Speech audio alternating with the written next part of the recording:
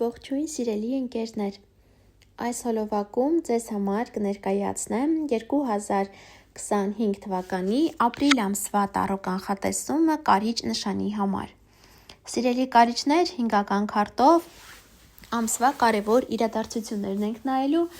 այնուհետև մեկական քարտով նորալուսնի և լիալուսնի ազդեցությունը։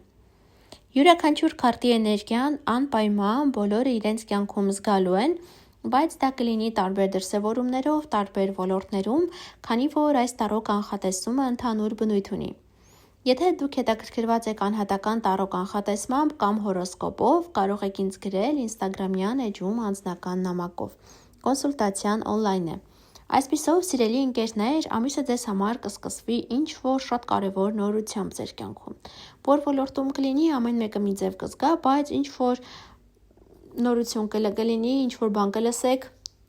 կամ ինչ-որ կարևոր իրադարձություն կկատարվի ձեր կյանքում, քանի որ բավականին լուրջ քարտ է դուրս եկել։ Դրանից հետո հաջորդ քարտը ինչ է մեզ ասում, որ ինչ-որ իրավիճակ ձեր կյանքում իր հունով կգնա և անկախ մեծ ցանկություններից ինչ-որ բան առաջ տալու չի ստացվի ձեզ մոտ, ուղղակի այս ժամանակահատվածը ձեզ համար բավականին խաղաղ կլինի։ Իհարկե կողքի քարտերը նայելով կարծում եմ, որ այս նորությունը, ինչը որ պետք է լինի այս կարևոր փոփոխությունը, դրական առումով է լինելու։ Սիրելի կարիճներ, ձեզ սպասվում է ստաբիլ ֆինանսական աճ, ոմանք գումար կստանան, ոմանք կարիերայում աճ կունենան, գուցե աշխատավարձի բարձրացում, հավելավճարի ստացում, կամ եթե տրանսպորտային միջոց պետք է ձեռք բերեք, դա ձեզ մոտ կստացվի։ Լավ կլինի ապրիլի 10-ից հետո այդ առքուվաճառքի թեմաները կատարեք։ Հաջորդ քարտը մեզ ասում է առաջընթացի մասին։ Որևէ ոլորտում առաջընթաց է ձեզ սպասվում, մեկի մոտ առողջության մեջ առաջընթաց կլինի, մյուսի մոտ գործերում, բիզնեսում, հարաբերություններում եւ այլն։ Համենայն դեպս առաջընթաց որևէ ոլորտում բոլոր կարիճները զգալու են։ Եվ ամիսը ձեզ համար կավարտվի ինչ-որ առաջարկությամբ։ Կարող է լինել այն սիրային առաջարկություն, կամ գուցե հրավեր ստանաք, ինչ-որ դրական նոր սկիզբ ունենաք, նոր հարաբերություններ, գուցե ձեր երեխայի կյանքում ինչ-որ նորություն լինի, նրանք օրինակ որոշեն ամուսնանալ կամ ձեզ ծանոթացնել իրենց սիրելիի հետ, նման ինչ-որ հարցեր կլինեն։ Այժմ նորալուսնի և լիալուսնի հետ կապված առաջինը լիալուսին ենք ունենալու ամսի 13-ին, մի երկու օր առաջ, երկու շաբաթ հետո իր ազդեցությունն է ունենալու, այստեղ սիրելի ընկերներ նոր գործեր են ձեզ սպասվում, նոր պլաններ, նոր քայլեր, քանի որ այս լիալուսինը կլինի ձեր 12-րդ տանը, հնարավոր է այս նոր քայլերը պայմանավորված լինի, օրինակ մեկնելու հանգստի, որոշեք թե որտեղ եք գնալու հանգստանալու, գուցե տոմսեր գնեք, կամ